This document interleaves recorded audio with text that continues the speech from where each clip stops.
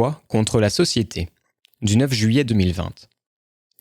La niaiserie ambiante, fruit d'une ignorance abyssale et d'une éducation empêchant toute prise de recul, laisse à croire à chacun d'entre nous que être soi, c'est s'affirmer contre les conventions sociales, contre la norme, qu'il suffit de s'affirmer contre pour être unique, différent, authentique, quelqu'un. Être soi, ce serait dire ce qu'on pense, faire comme on veut, se moquer du qu'en dira-t-on, être dérangeant. Comme la plupart d'entre nous n'a aucun recul sur son formatage social, sur ce qui le conduit à s'affirmer d'une façon et pas d'une autre, on voit rarement que s'affirmer contre, affirmer son soi, est très codifié. C'est en réalité très conventionnel de s'affirmer contre les conventions.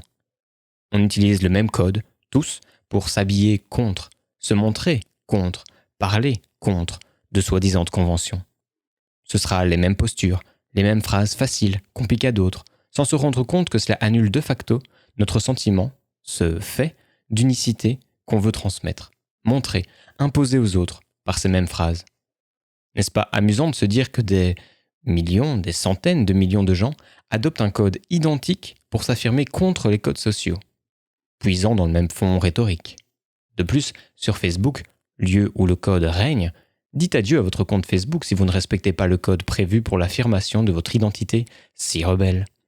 N'est-ce pas amusant de se dire que notre identité, si individuelle, si unique, est démontrée, projetée dans l'espace public avec des outils non individuels, uniques, mais absolument communs.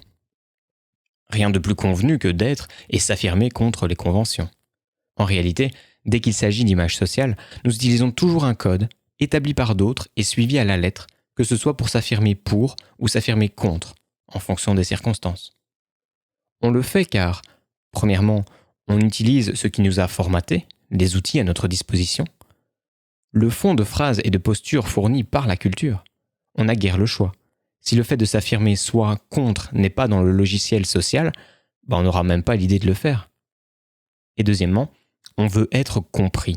Et c'est le plus drôle, car à quoi bon s'affirmer et vouloir qu'on nous voit comme à la fois différents et supérieurs aux autres, tant on est rebelle, si l'on n'utilise pas un langage commun, un langage que les autres puissent comprendre. Si on n'est pas compris, on va passer pour fou, et ce sera donc contre-productif. Car si on se décrit de manière conventionnelle comme fou, c'est pour affirmer son identité, pour faire genre, pas pour être vraiment pris pour un fou. Le moi-je est produit à la chaîne.